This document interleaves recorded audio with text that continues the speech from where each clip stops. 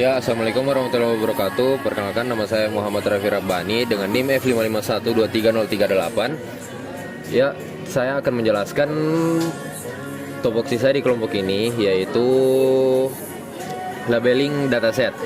Jadi kami memiliki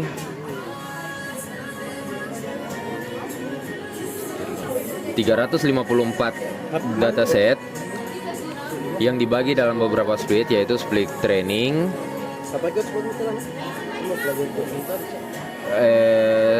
split validasi, dan split testing.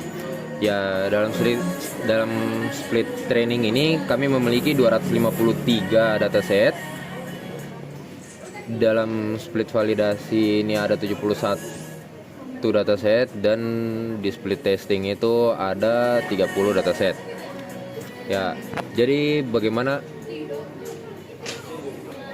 Jadi cara saya melabelingnya adalah contohnya seperti ini. Tunggu, saya hapus kembali.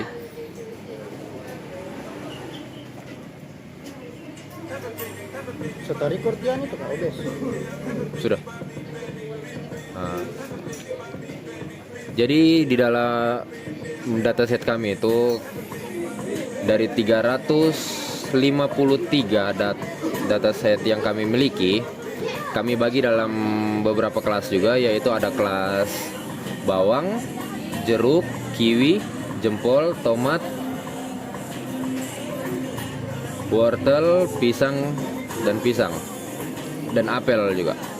Nah, jadi cara saya melabeli 354 dataset itu seperti ini. Contohnya seperti ini.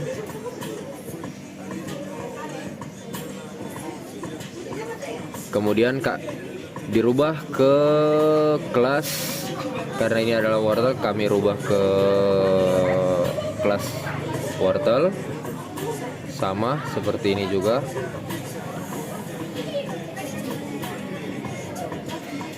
Kembali ke kelas wortel.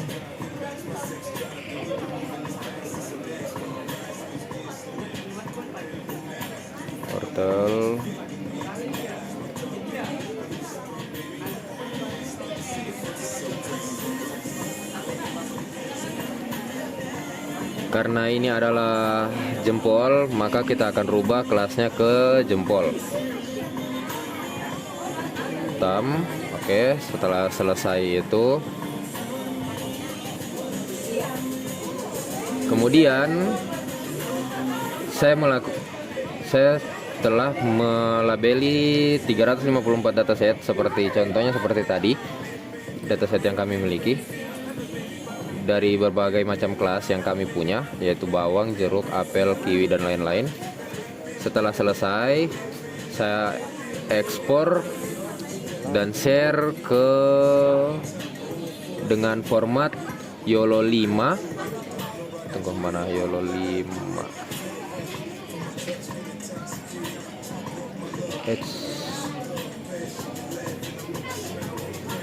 Film PyTorch, agar dengan file kode zipnet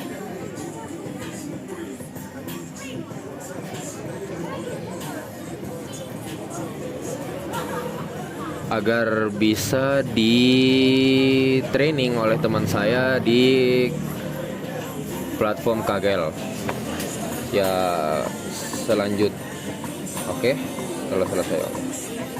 Oke, sekian dari saya. Selanjutnya akan dilanjutkan oleh teman saya. Oke, jadi di sini saya akan melanjutkan presentasi dari teman saya.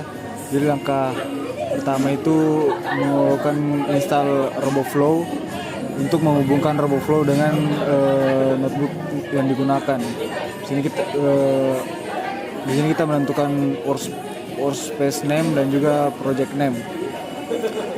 Kemudian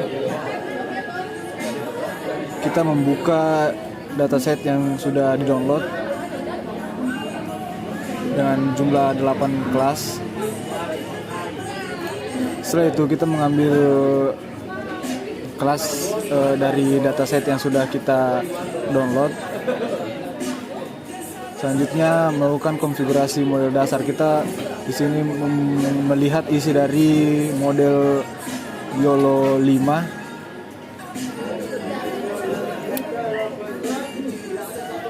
Setelah itu kita melakukan kostumasi Python. Di sini menggunakan write template untuk mengisi konfigurasi model baru yang kita beri nama, yaitu custom YOLO V5. Di sini kita menentukan parameter baru, angkor, backbone, dan juga head, di mana backbone ini berfungsi untuk ekstraksi fitur, lalu head itu untuk mendeteksi objek dari ekstraksi fitur backbone. Selanjutnya training. Di sini kita melakukan training menggunakan YOLO 5 dan file training.py dengan image 640 x 640 pixel dan jumlah batch 16, dan total epochnya itu 100. Training dilakukan dari 0 tanpa pre-trained weights dan disimpan di YOLO V5 result.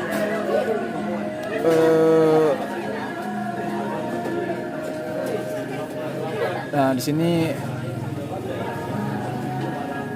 mulai dari epoch pertama. Di sini ada menampilkan box loss, di sini objek deteksi loss, dan juga klasifikasi loss.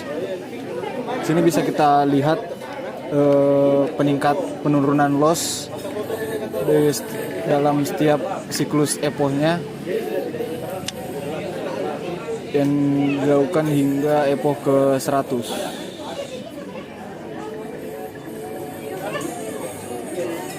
Nah, di sini kita menyimpan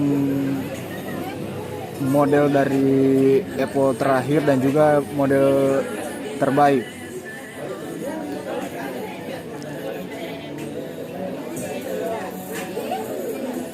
Nah, bisa kita lihat modelnya itu precisionnya 0,89, recallnya 0,93, dan MAP 50-nya itu 0,952. Artinya training model ini baik dalam memprediksi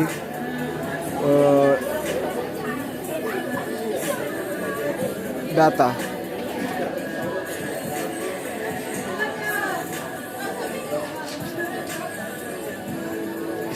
Setelah itu bisa kita lihat dari plotnya, di mana lossnya menurun dari setiap siklus epochnya, dan precision recall MAP-nya itu meningkat.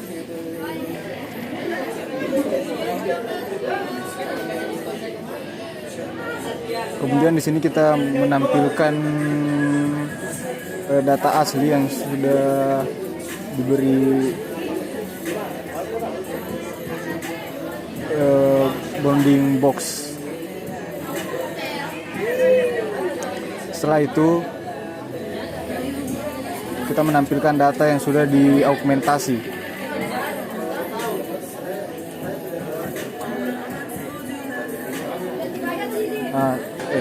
Kemudian kita melakukan testing menggunakan model terbaik dari hasil training tadi, dengan image-nya itu 640 x 640 pixel dengan conv 0,4. Nah, di sini bisa kita lihat confidence Apple itu 0,95 dan thumb 0,82. Jadi model sangat yakin jika ini adalah Apple. Nah, kemudian ini pisang cukup rendah karena sepertinya data set training pisang itu sedikit, jadi modelnya tidak terlalu yakin.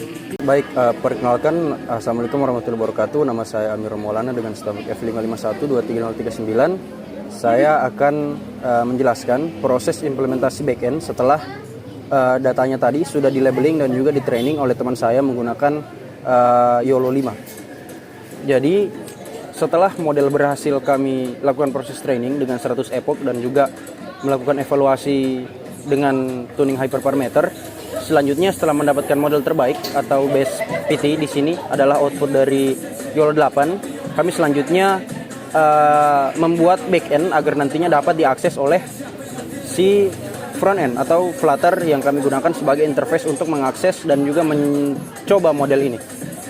Yang pertama, model yang tadinya dilatih baru dapat mendeteksi objek atau baru dapat mendeteksi buah-buahan yang sudah ada di dalam yang nantinya akan kami jadikan sebagai gunakan sebagai data atau gambar testing. Tetapi model tersebut masih belum bisa melakukan prediksi prediksi seberapa besar atau seberapa tinggi kalori dari objek yang sudah deteksi oleh model itu nantinya. Makanya pada backend ini, pada file index.py, kami menambahkan logic tambahan yang nantinya dapat membantu model tadi. Setelah modelnya berhasil mendeteksi objek, logic selanjutnya akan dihandle oleh backend untuk menghitung kalori, menghitung massa, menghitung volume, dan lain-lain agar hasil yang di return ke Flutter sebagai front end itu lebih akurat. Jadi saya akan menjelaskan satu persatu alur logic serta struktur dari pemrosesan backend yang dikolaborasikan dengan model yang tadinya sudah di training. Yang pertama di sini kami ada konstanta skin multiplier. Jadi konstanta ini digunakan untuk menghitung parameter dari jempol. Jempol ini nantinya akan menjadi anchor atau referensi utama sebelum objek yang nantinya di return oleh model dapat dihitung kalorinya secara akurat. Jadi kami tidak hanya serta-merta menghitung objek secara mentah, tetapi juga mengkalkulasi massa dan juga volume dari objek tersebut berdasarkan bentuk aslinya di dunia nyata agar bisa mereturn jumlah kalori atau kandungan kalori dari buah tersebut secara lebih akurat. Jadi kemudian selanjutnya adalah konstanta pixel to cm. Jadi ini digunakan untuk mendefinisikan ukuran jempol yang rata-rata dimiliki oleh manusia, yaitu sekitar 5 cm. Kemudian density dictionary ini kami gunakan untuk menginisialisasi density secara konstan untuk masing-masing kelas atau masing-masing buah yang nantinya akan dideteksi objeknya oleh model. Jadi di sini ini adalah data dari data konstanta ilmiah yang sudah kami temukan, di mana rata-rata objek atau buah yang sudah ada dalam kelas itu sudah memiliki kandungan kalori atau density-nya masing-masing. Jadi sudah kami masukkan konstantanya di sini. Adapun kalori dictionary juga seperti itu, sudah kami masukkan dan inisialisasi dalam bentuk konstanta pada codingan Python yang sudah kami ketikin. Kemudian selanjutnya adalah memproses objek menggunakan variabel atau konstanta yang sudah kami inisialisasi di atas. Yang pertama tentu saja kami akan meload atau memanggil terlebih dahulu model yang tadinya sudah di training. Itu adalah nama modelnya base PT. Ini model dari YOLO 5. Kemudian di dalamnya ada function get volume. Nah, ini gunanya apa? Gunanya adalah untuk mengetahui atau mengkalkulasi volume asli dari objek yang dideteksi dalam skala dunia nyata. Nah, karena objek kami ini memiliki dua bentuk utama. Yang pertama adalah bentuk bulat atau circle. Ini seperti contohnya apple, orange, kiwi, tomat, dan juga bawang. Ini lebih mudah karena kami tinggal menggunakan rumus bawaan dari method NP. Itu ada square root dan juga pi. Jadi ini kurang lebih menghitung jari-jari atau menghitung lingkaran dari pixel. Jadi kami mengkonversi terlebih dahulu pixel ukuran dari buah tersebut, kemudian dihitung volumenya menggunakan rumus NP square root, kemudian area sentimeternya, dan juga menggunakan method NP untuk menghitung pi-nya, dan di return rumus pi itu sendiri.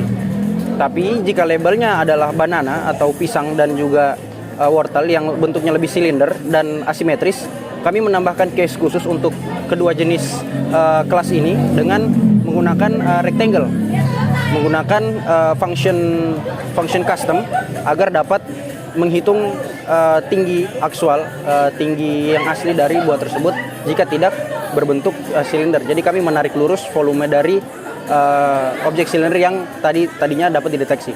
Kemudian function selanjutnya yang kami deklarasi adalah estimate kalori. Jadi ini menghitung atau mengestimasi kalori dari label dan juga volume. Bisa dilihat di sini ada parameter label dan volume. Kemudian ada kondisi jika kelas yang dideteksi tidak ada di dalam konstanta dictionary density dictionary, kami akan mereturn 0. Ini sebagai bentuk error handling agar nantinya model tidak crash atau backend tidak crash ketika nilai objek yang dideteksi tidak ada di dalam kamus density-nya kami. Kemudian setelah itu menghitung massa yang mana dengan menggunakan rumus volume dan juga dikalikan dengan density dari label yang mana labelnya sudah ada tadi dalam objek array yang kami inisialisasikan di atas. Kemudian setelah itu menghitung total kalori. Ini kami mengambil lagi kalori dictionary dari objek array label tadi, kemudian dibagi dengan 100 dan dikalikan dengan total massa. Kemudian hasil dari mesh-nya dan total kalorinya di return untuk diproses di function selanjutnya. Kemudian di sini juga ada function segmentasi objek yang mana alasannya adalah karena YOLO 8 itu hanya mereturn objek dalam bentuk B-box atau kotak, yang mana masih perlu kami processing lagi agar ukuran dari buah, khususnya buah yang berbentuk silinder seperti wortel dan juga pisang, bisa lebih akurat lagi perhitungan volumenya. Di sini kami menggunakan metode HSV masking untuk menghapus terlebih dahulu objek yang berbentuk piring atau berwarna putih menggunakan RGB dari CV2. Kemudian selanjutnya menghitung kontur dari mencari kontur dari objek tersebut atau garis tepi dari objek tersebut agar bisa benar-benar mereturn bentuk nyata dari objek tersebut.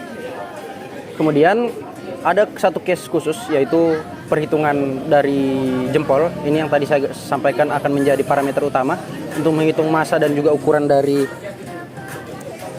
buah yang nantinya kalorinya akan dihitung. Kemudian setelah di return nilainya, di sini kami ada satu function yaitu menganalisis gambar.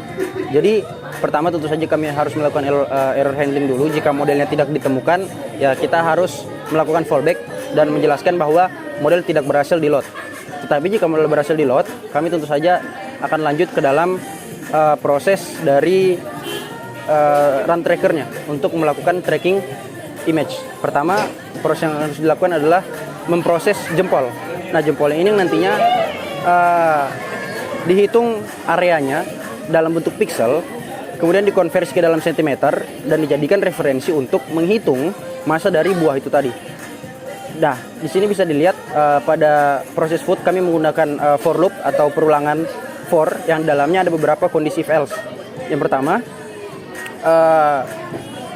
jika kontur tidak ditemukan untuk objek yang berbentuk silinder, yang berbentuk silinder, kami akan mengembalikan volume label atau area term di dalam objek array area, kemudian melakukan kalkulasi pixel ke sentimeter berdasarkan parameter dari kontur itu sendiri. Kemudian melakukan penghitungan massa dan juga kalori yang hasilnya adalah estimasi kalori itu sendiri yang nantinya akan di-return ke front end. Kemudian ada ini cuman untuk konsol saja, jadi kami mengambil koordinat X, Y, W, dan H dari B-box yang di-return oleh model YOLO tadi. Kemudian membuat kotak atau membuat gambar rectangle yang nantinya juga akan disertakan integer di situ untuk menampilkan total kalori dari buah atau objek yang berhasil dideteksi oleh si model itu sendiri. Jadi kurang lebih begitulah cara kami memproses kembali atau melakukan follow up terhadap model yang tadinya sudah bisa mendeteksi objek. Kami tambahkan lagi logik tambahan supaya objek yang dideteksi bisa dapat diprediksi kalorinya secara lebih akurat. Sekian, terima kasih. Wassalamualaikum warahmatullahi wabarakatuh.